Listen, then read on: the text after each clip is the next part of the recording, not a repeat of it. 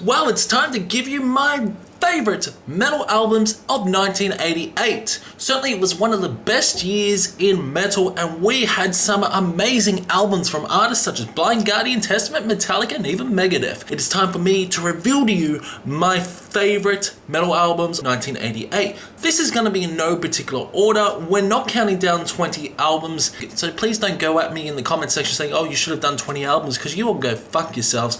But anyway, I'm so damn excited. Just behave yourself, mister. Sorry, it's just my cat trying to get outside, or I don't know, but it's really cold here today. It's even snowing in fucking Australia. Can you believe it? And you got one of the biggest heat waves in Canada and America, reaching over 50 degrees, and you got one of the coldest winters here in Australia. But you know what? I'm excited, so let's get on with the best metal albums of 1988. So coming up first is Blind Guardian and the album Battalion Fears. This is a really good LP overall. This was Blind Guardian's first really solid release, more speed metal and more thrashy, and I love Hansi's vocals on this. Great guitar work, amazing songs like Wizard's Crown, along with Battalions of Fear, the self-titled track, so damn good. There are a few instrumentals like Trial by Arkan, which is quite epic and has those sort of power metal aesthetics. Battalions of Fear by Blind Guardian is a really solid debut album, running around about 37 minutes. It's not as long, it's not as epic as other Blind Guardian albums, still a really good album, but it's not my favorite. Next up is Testament, The New Order, and holy shit, this album is absolutely fucking fantastic. This was through Megaforce Records, thrashy and headbangable songs along Trial by Fire, Into the Pit. How catchy is that song? Love the guitar work, love Chuck's vocals on this. Not to mention the album cover is so damn good. It's just a really hard and energetic album, and it's one of my favorite Testament albums. The Day of Reckoning is such an awesome song, along with The Preacher, and then you got like I said, Trial by Fire and Eerie Inhabitants. Holy shit, the introduction of this is so damn good. It's a shorter album as well, running about 40 minutes, but yeah, The New Order by Testament, one of the best fucking albums in 1988. Next up is Candlemas and the album Ancient Dreams. This is a fantastic doom metal album, very epic and very majestic in tone. Love the song Mirror, Mirror on the Wall. It's Mirror, Mirror, when we cry from the crypt, Incarnation of Evil, and just overall a great album. Bearer of Pain, which is like 7 minutes, along with Ancient Dreams. The guitar work on this is absolutely magnificent, and Messiah's vocals are from an angel. Fuck, I love Tales of Creation, also love Nightfall. So Ancient Dreams was a grower of an album for me, but this album just grows on you and grows on you. Eerie melodies throughout this, very dark and very atmospheric in tone, but yet has this aesthetic feel of you're lost in the woods, you're lost in a dream, and this is what Candlemas Ancient Dreams sounds like. Next up is Metallica and Justice for All. Yes, I'm getting the big guns out in 1988. This was through Elektra Records. This was released on September 6th, and holy shit, this album is one of the best albums by Metallica. Jason Newsted comes in after Cliff Burton unfortunately passed away. There's really no bass on this album. That is at times just a little hiccup. This is a very good album. Songs like Blackened and Justice for All, Eye of the Beholder, along with one of the best fucking metal songs. I love One, love the pure emotion, The Shortest Straw, To Live Is to Die, Die Is Eve. Woo, yeah, this album's fantastic, and there is no doubt I was going to put Metallica and Justice for All in my best metal albums of 1988. It's just so many great surprises. It was a revolutionary album, one of the biggest metal bands back then, and holy shit, they delivered, especially on Injustice for All. The Black Album would come after Injustice for All, which was released in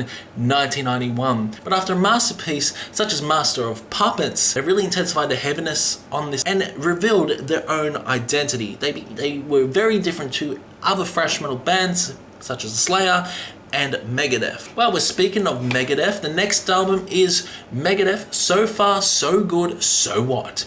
This is, in my opinion, better than Justice for All. Megadeth, Metallica released two great albums. So Far, So Good, So What is one of the best thrash metal albums. I love the instrumental Into the Lungs of Hell, a great way to introduce the album, set the world afire, Mary Jane. You got songs like Liar, Hook in the Mouth, and In My Darkest Hour would be one of my favourite Megadeth songs. I just love how proggy that song is. This was released through Capitol Records and it was released early in 1988. Love Dave Mustaine's vocals on this. The guitar work by Mustaine is just absolutely incredible. The drumming is fantastic and Jeff Young, as always, is fantastic on guitars. But yeah, so far so good. So what? It's a fucking perler. And speaking of Metallica, Megadeth releasing albums, well, behold, Slayer released an album as well called, you may know, South of Heaven. South of Heaven was released in 1988 through Def Jam Recordings, and this was released on July 5th. Wow, this album is so good. This is my second favorite Slayer album, South of Heaven. Just an eerie intro. You know what? Slayer was really heavy and hard, was really hard and thrashy throughout Rain of Blood. They really slowed things down throughout South of Heaven, became more melodic, became more tuneful. There was a bit of backlash as well for Slayer changing their sounds, especially by their fans, but South of Heaven has become one of the beloved albums in Slayer's discography in nowadays, and holy shit, everyone just appreciates some great songs on this album, such as Silent Scream, Live Undead, Mandatory Suicide, Ghosts of War, Silver Blood, and Descendant Aggressor, which is a Judas Priest cover. So damn good, especially Tom's vocals on that song. Holy shit. Slayer make it their own song, and I love the song Behind the Crooked Cross. The guitar work is batshit crazy by Kerry King. Jeff Hanneman, rest in peace. Fantastic guitar work as well, and Tom's vocals and his bass work is just match made in heaven. Absolutely love it. And of course, you got Dave Lombardo on drums on this album, and Lombardo is absolute beast. What can I say? Slayer South of Heaven is a absolute fucking banger. But hey, you know what was also released this year was Queensryche, Operation Mindcrime. Oh, it is so damn good. I absolutely love it. This is one of the best concept albums, talking about a protagonist that is slowly changing, that is being brainwashed. Dr. X is trying to brainwash the whole society, and the whole story is about the protagonist spiraling out of control until he gets into a mental institution. It's just a fantastic story. Operation Mindcrime by Queensryche is one of the best concept albums. It'd probably be my number 2 concept albums of all time. Songs like Revolution Calling, along with Operation Mindcrime, The Mission, Sweet Sister Mary, that 10-minute majestic song, The Needle Lies, Breaking the Silence is so damn catchy, along with Eyes of a Stranger and Speak to Me, Speak to Me.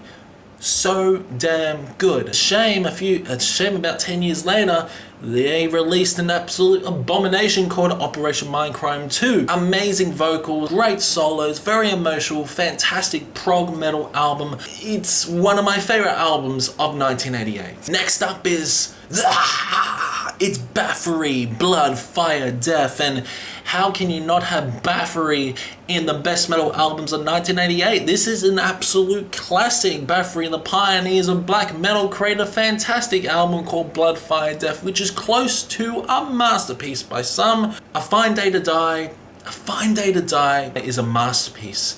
It really is. Especially the songwriting, the acoustic sections, and not to mention the drums on this. Love the melodies, love the artwork as well. This is a game changer for black metal. Amazing songs like A Golden Walls of Heaven, Pace Till Death, Blood, Fire, Death, which is 10 minutes. 45 minutes of just unrelentless Viking black metal.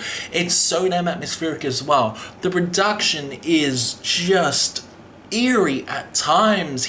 Corfalden's vocals on this are just so low within the mix, but Blood, Fire, Death is a fucking classic in the metal genre, in the black metal genre. But yeah, there are a lot of acoustic folky vibes as well on this album, but it's more on the realms of black metal, although I still think that Under the Sign of the Black Mark is the best Baffery album. This would indeed be the second, but holy shit, what a fucking masterpiece. Next up is, again, another favorite concept album of mine. We got Seventh Son of a Seventh Son.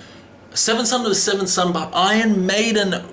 They released this album in 1988, and holy shit, this is just another masterpiece. It really is. We're getting into masterpieces now. Very rare for me to say masterpiece, especially on this channel, but holy shit, masterpiece of an album. Seventh Son of the Seventh Son is great. Songs like Infinite Dreams, Can I Play With Madness, Can I Play With Madness, The Evil That Men Do, Seventh Son of the Seventh Son, the actual title track, it's just 10 minutes of just proggy goodness. I love Bruce's elongated vocals on this, the prophecy, the clairvoyant, and only the good die young. It's a great concept. The story is magnificent. The lyrics are fantastic. Some great musicianship by Dave Murray and Adrian Smith. And of course, you got Nico on drums. You got Steve Harris on bass. The Iron Maiden also decided to experiment with synths on this album. And you know what? At times, the songs are quite majestic and epic in tone. But Seventh Son of the Seventh Son by Iron Maiden is another 10 out of 10. And finally, last album, we got Daddy Chuck and the album Leprosy. Yes! Leprosy by Death is a masterpiece. It really is one of the best death metal albums of all fucking time. Releasing an album in 1987 called Scream Bloody Gore, one of the first death metal albums. They decided to release their sophomore album, Leprosy, and holy shit, this album is just full on, doesn't stop until the final moments of choke on it. Great songs like Leprosy, Born Dead. This is a more proggy sort of album as well. At times it's quite technical. I love the guitars by Chuck. Really love the drumming as well. And then you got one of the best death metal songs called Pull the Plug. I love Open Casket, Primitive Waves. This is indeed the best metal album in 1988. This, in my opinion, the best metal album in 1988. Absolutely love this album. I adore this album. This was released through Combat Records on November 16th. And boy, oh boy, November 16th was a fucking fantastic day because Death released their sophomore album, Leprosy. And yeah, this again is a 10 out of 10 album. There are just no flaws on this LP. I fucking love it. Love the artwork. I just love all the songs. I just love the songwriting on Leprosy as well. And yeah, Leprosy by Death is my favorite metal album in fucking 1988. Let me know in the comments below what you thought about this year. Do you agree or disagree with my opinion? Rank your favorites down below. I've decided to not shoot in 4K anymore just because of the file size as well. This is a little channel update as well. Although this phone does shoot in 4K, I decided to not shoot in 4K just because of the editing as well. The editing takes forever. And not to mention, when I render the fucking video, it's fucking like 22 gigabytes. And the upload takes like fucking forever. It really does, like 4 friggin' hours, and I just get frustrated at times. You know what? I'm gonna stick with this camera. Although the quality may not be as good as this, it's still, I still really enjoy filming on my Sony camcorder. But overall, 1988 was a fucking fantastic year in metal. Do you agree that 1988 was a brilliant year in metal? Keep the discussion going in the comment section below, and I will see you in the next one.